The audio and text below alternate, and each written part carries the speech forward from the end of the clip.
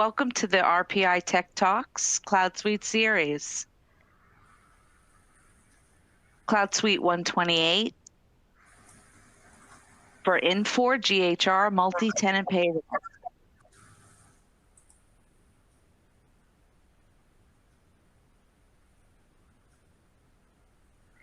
I'd like to introduce myself, Jody Briganti, and then my colleague. And I'm Kathy Beitendorf, and I'm a senior HCM consultant.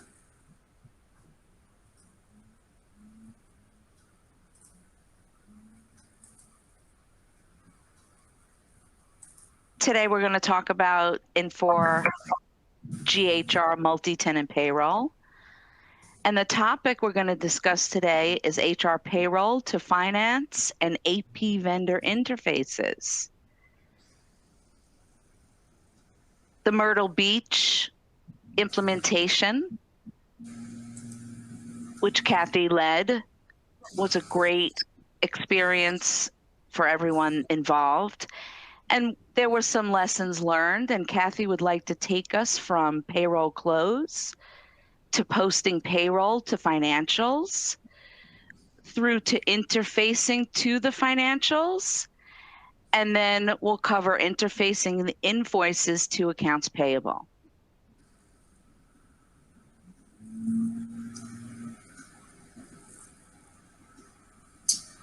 Kathy, you want to go ahead and take control?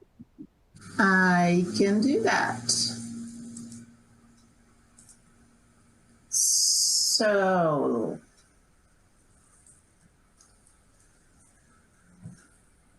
I gotta find you here a minute, Jody. I seem to have lost the screen.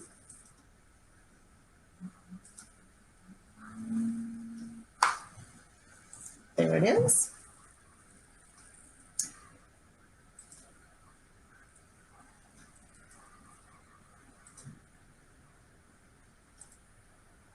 All right. Are you seeing my screen, Jody? Not yet. Let me know when you're seeing my screen. It's coming. That's good. And if I'm going to expand my screen, so everyone else might want to make theirs as big as possible. And then I'm going to let Kathy do it. Thanks, Kathy. Sure. So what I've talked about before in different tech talks and webinars is we've talked about the payroll processing. So I'm just going to take it from the payroll close and the payroll posting at this point.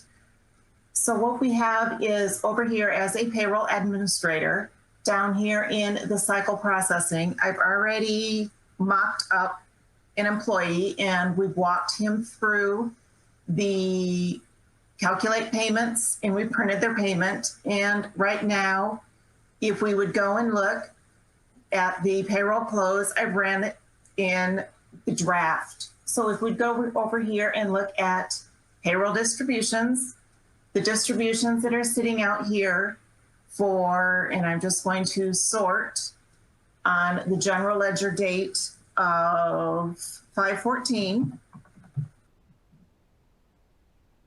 That's the enter key, kind of like a S3's enter. So here are the draft distributions, just so I could look at them before that, post those to the general ledger. So here is the one employee, which is the RPI tester that we have that are sitting here in draft mode. So just that's like the report mode in S3, but it's draft in HR payroll. So I'm going to go back to my payroll cycle and I'm going to go ahead and close out the payroll. So I'm going to put my checkbox here and I'm going to close payroll. So like I said, my general ledger date is 5/14. And I'm going to run it in finalize and close. So I'm going to submit that. As I refresh, I'm going to see that it's now updating the close.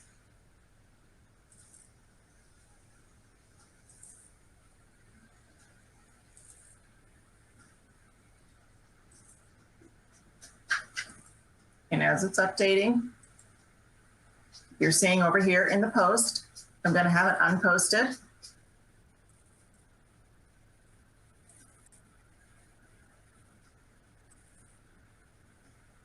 So it's getting ready to finish up. And one thing that I like to do as well, just to watch, or not, I usually go out to async and I watch just to make sure that it's finished. But now you can see that I've gone out and it has now finished. And so we have an unposted journal entry sitting out there. So that was a great tip, Kathy. Thank you for that async tip. Yes. If you get out there, and I can show it again, I'll try again when we get to the next step. But that's how you can always make sure that, because sometimes when it's enclosed and it says it's done here, it's still running in the background, and then you'd end up with some errors. So we are now going to post. So we're going to check on this again, and it's post payroll. So what this is actually doing is posting the journal entries and sending the AP invoices over to accounts payable. So it's going to finalize distributions to finance. You want to submit that. Is this something you're doing in not an update mode first, or it's just posting in a draft mode? No, posting is always final. Thank you. You have no posting. Good question, Jody. We'll try to duplicate again. Oh, that worked over here. Oh, but I'm on the finance side, but that should work. We'll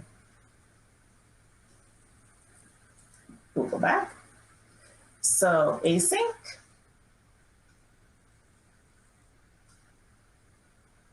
And if I go over to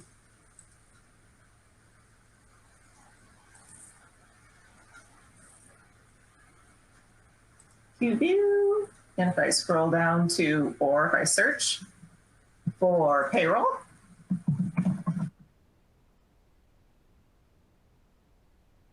it looks like my cycle actions. So it has finished. If I would scroll down, I would put in my date of today's date for 28 of 21, or not, 2021, or my name.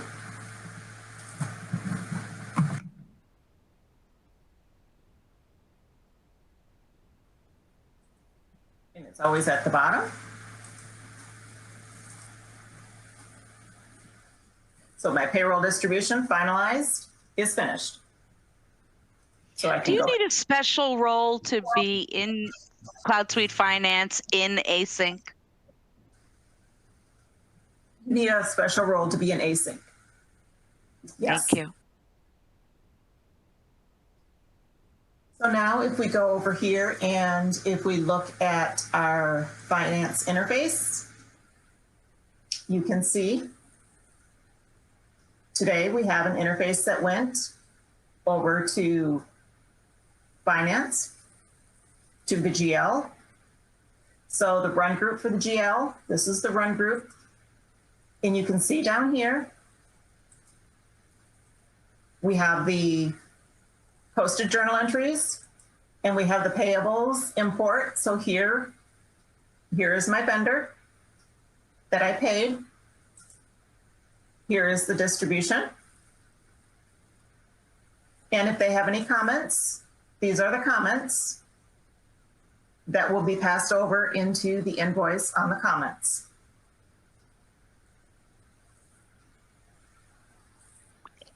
Any file number, case number, that all goes along as normal. Correct. One of these fields is a case number. One of these fields is a file number. In this case, it's a social and a file number. And you've got the employee's name, the resource's name, we're not sure what this field is. We have a question out to Infor on what this is. One of the fields that we've noticed, we're passing over a United Way. So it's putting in the deduction code. But on garnishments, we're not sure what the NN is. So, you know, we have the comments. These fields are the same fields that pass over from S3. So if you're familiar with the S3, they're the same. So at this point, all of this information has been passed over to finance. And at this point, then finance would take over. Now you're saying typically payroll is hands off, but when you're going through an implementation, finance is going to come to you and ask you where this information is. How do I find this information? That's why we're bringing it to you, because you're going to need to know to tell finance how to find the journal entries, how to find their AP invoices, and guide them through the process that is going to need to be done so that they understand what they need to do to post their journal entries and to bring their invoices in and post their accounts payable invoices so they can process them. Kathy, how long, how early or at what phase in a project would you say that payroll and finance should start collaborating on these types of integrated steps? The beginning of testing, you know, when you're starting to test, this is a piece that you want to get involved right at the beginning in testing, you know, definitely at integrated testing, you know, get it involved. Parallel testing, obviously you want it in with parallel testing because you want to make sure that everything is balancing back to the general ledger. So the earliest possible, you want to make sure that everything is hitting the proper accounts in general ledger. You know, a lot of you may not be finance people. I'm a finance person by trade that has moved into payroll. So I'm always looking out for finance. So, you know, I'm always looking at, in the distributions, I'm looking for error suspense accounts so that I can go back in, that payroll can go back in and fix them before they get sent over to finance, because you have the opportunity to fix them so that you're not sending error suspense over and then they've got to do journal entries for them. You can see over here in payroll, once things have been sent over, you have your posted distributions. So here again, once it has been sent to payroll, this is where it moves from your cycle processing down here to your posted distributions. So we have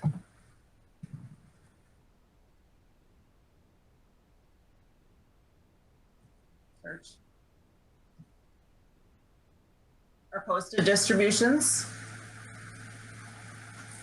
that went in for 514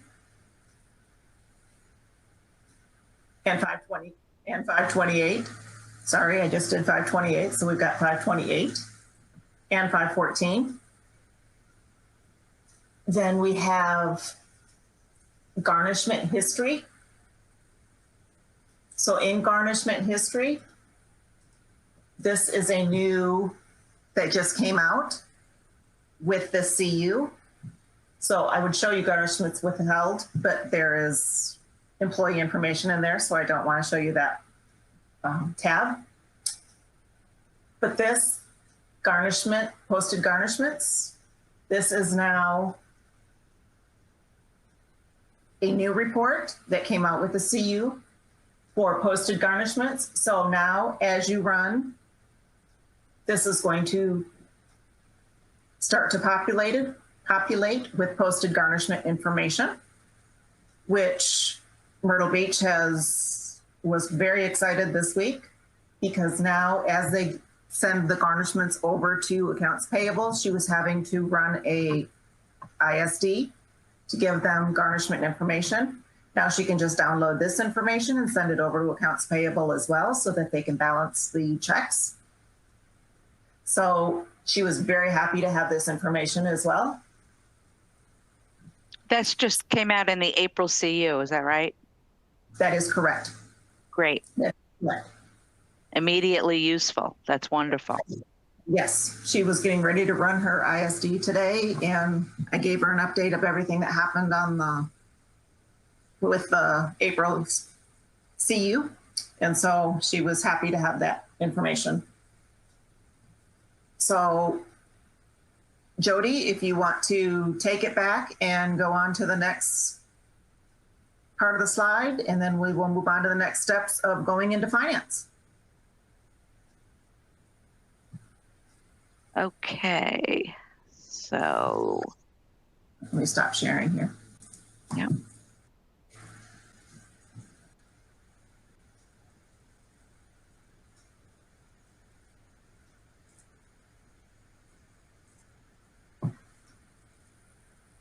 So can you see the slide deck now? Yes. Great. Okay, so we closed payroll. We went from draft to finalized. We noted the taxes and the garnishments that are in the payroll that we processed in the test payroll. We posted the payroll to the financials from payroll administrator, cycle processing, payroll cycle, and post payroll.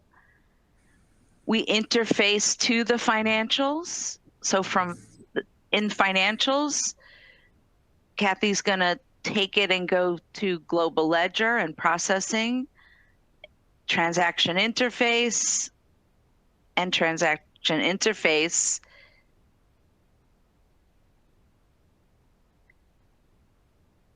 And go on the CloudSuite Finance side and pull those in, right, Kathy? Absolutely. All right, so I will share my screen again. And so the payroll steps are complete, and finance has their steps to actually do the posting on their side. Correct. So now I'm in as a financial processor on finance, and I'm going into the global ledger. I'm going into processing, and I'm going into the transaction interface, and I'm going into the transaction interface again. So now if I look, so I just ran through 528 was the one I just ran over in payroll. So now if you look, here are the journal entries that were created. All, and I didn't look when I was in draft. I have a 999, I have a suspense. So finance would not be happy with me. So this is the run group that was created when we closed the payroll. It's telling you that it is an unreleased journal entry by finance. It's going to, in the old world, company one, and to the account of, here's the accounts. So, and here's the transaction amount. So these are sitting here waiting to be released and posted to the general ledger. So you can go down here. I only have one run group right now, but they have 6 different payment schedules. So when they post, they have 6 different run groups. So you can when when Myrtle Beach runs it, they run by all run groups. So you can select it by your financial enterprise group. So that way it'll post everything that's out there waiting to be unposted. Now at this point, if they know that, uncheck these, if they know that this account here, we open this up, I think you can open it, and it's saying it's a deduction accrual that's coming across. So if we know that deduction accrual should go to 2010, just like this one above it, I could go in here and I could update this account.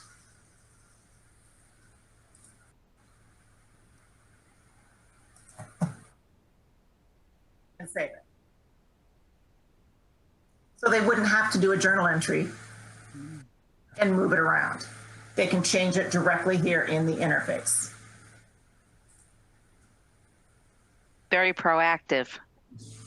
Absolutely, absolutely. So would they be upset with us for sending it over? Yes. Can they fix it before they would have to do an actual journal entry to it? Yes. So we're going to go ahead and interface it. We're going to select it by the enterprise group, finance enterprise group. They have different edits that you can select. We just leave whatever defaults. And I'm going to go ahead and submit.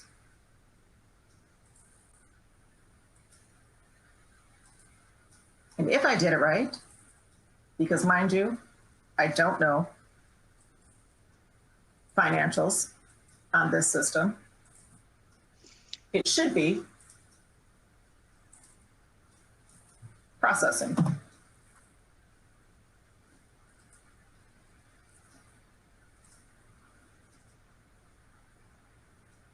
And it is. So I went here to process viewer and you see that things are running. Do you recommend, Kathy, that the role that's running what you just did on the finance side, that's a finance role, but payroll and finance will be collaborative in these steps? They need to work together due to separation of duties, at least for Myrtle Beach. They can't be the same person. Right. But yes, they definitely need to work together, because when they closed payroll today, then payroll had to email the assistant director of finance to say payroll's closed. You can now run the interfaces, so that tomorrow accounts payable will have the invoices so that they can process and make sure that everything is in accounts payable for when they process invoices. And you can see that it goes through, you know, a bunch of stuff when it's processing. Okay, now if we go back,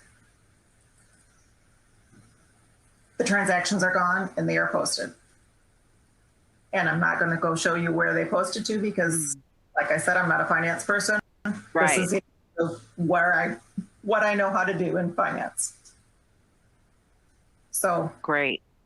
Back to you, Jody, on the next step. Okay, thank you. Yep. Okay, so if you stop sharing. Yep, I did. Great.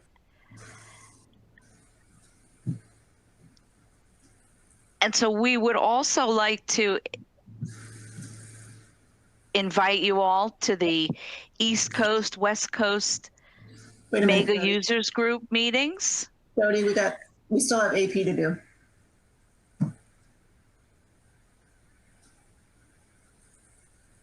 Okay, I'm sorry. That's all right. So we're on the step, we interface the invoices, or we interface the payroll deductions to AP.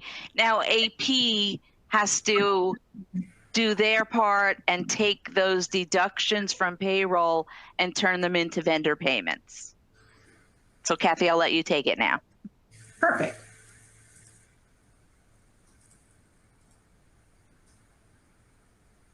Okay, so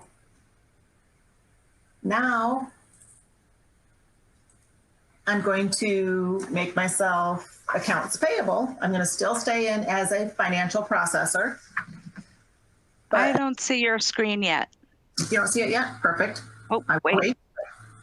Now I do. Yes. Great. Got it. So now I'm a financial processor, still a financial processor, but I'm going into payables. And from payables, I'm going into payables processing somewhere.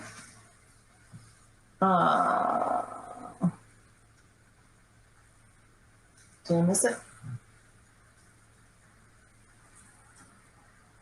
Payables, payable processing.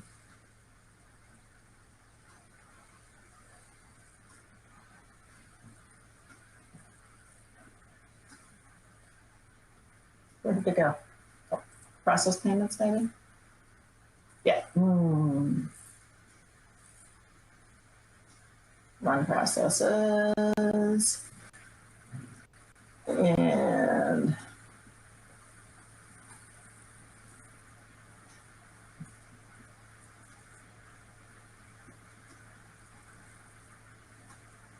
let's see.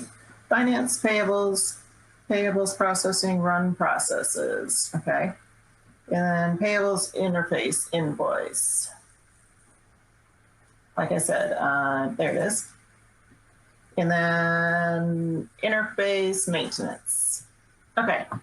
So here's our 3 garnishments that we did. So if we look, we have, you can open one up and you can see it's a garnishment and it is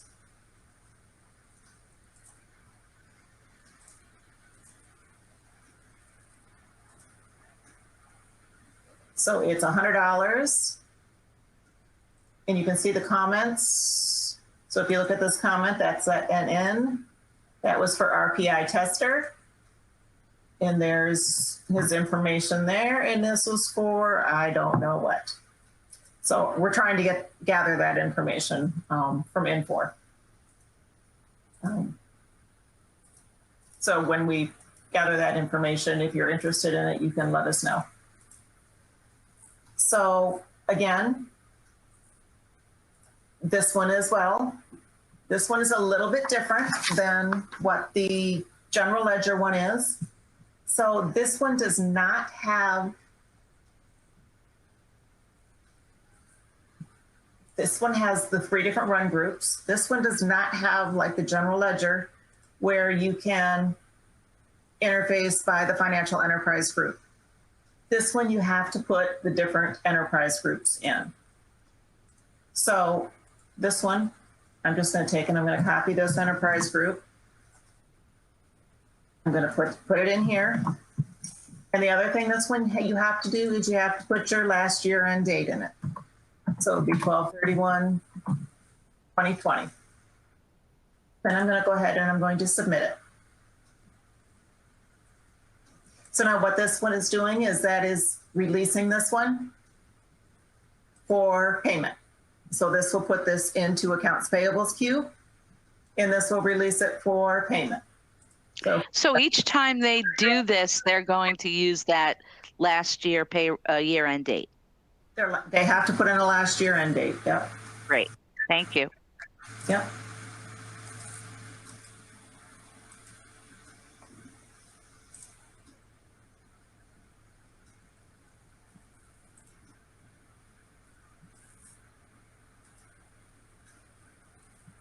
Your system is running slow.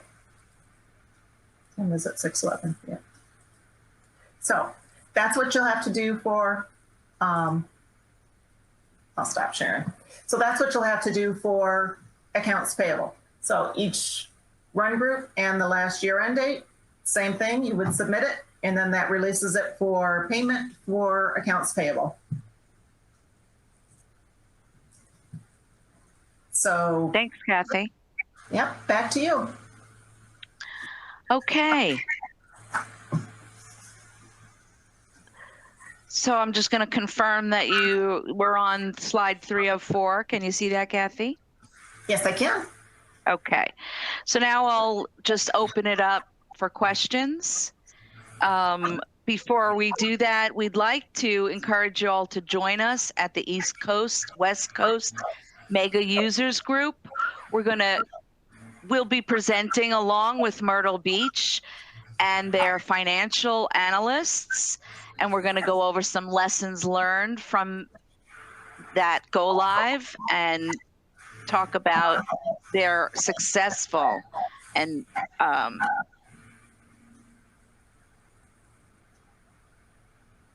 project that Kathy led and many others worked on, and we'd like to present with the financial analysts some more lessons and tips and tricks. So with that, we're going to open it up for questions now. Thank you for attending. Thank you, Kathy, for all your great subject matter expertise.